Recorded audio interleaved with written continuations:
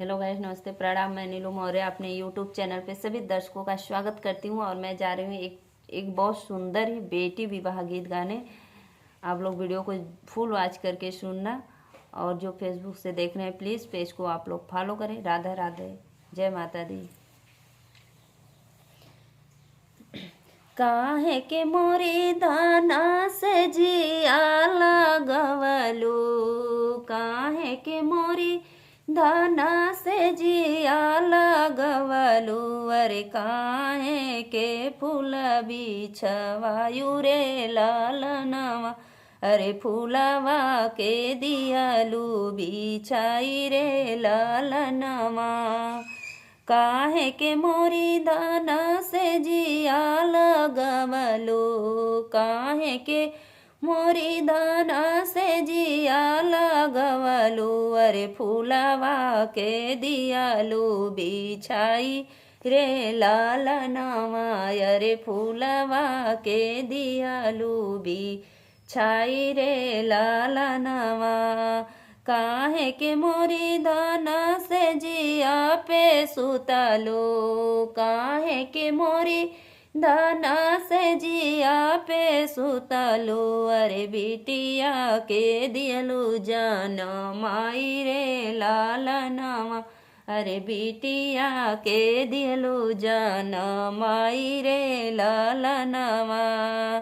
निदिया के मातल पिया से जिया पे सोवन, निदिया के मातल पिया से जिया पे सोवन, अरे फूलवा के दियन चितराई रे लालनवा, अरे फूलवा के दियन चितराई रे लालनवा। बेटवा के लालच पिया से जिया पे सुतली, बेटवा के लालच पिया से जिया पे सुतली, अरे बिटिया के दियाली जनम रे लालनवा, अरे बिटिया के दियाली जनम रे लालनवा। सासु ननद उठी दिया नोना बार, सासु ननद उठी दिया नोना बार, अरे स्वामी जे बैठे मुँह फुलाई रे लालनवा, अरे स्वामी जे बैठे मुँह फुलाई रे लालनवा।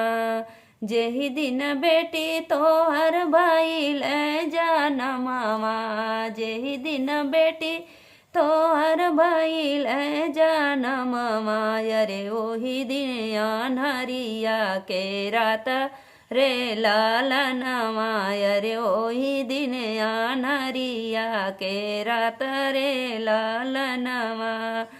जय हम जनती की बेटिया जनमिया, जय हम जनती की बेटिया जनमिया, अरे खाई त जहर मरी जाइत रे लालनवा, अरे खाई त जहर मरी जाइत रे लालनवा, अरे छूटी जई हैं बेटी के वियोग रे लालनवा, अरे छूटी जई हैं बेटी के वियोग रे लालनवा।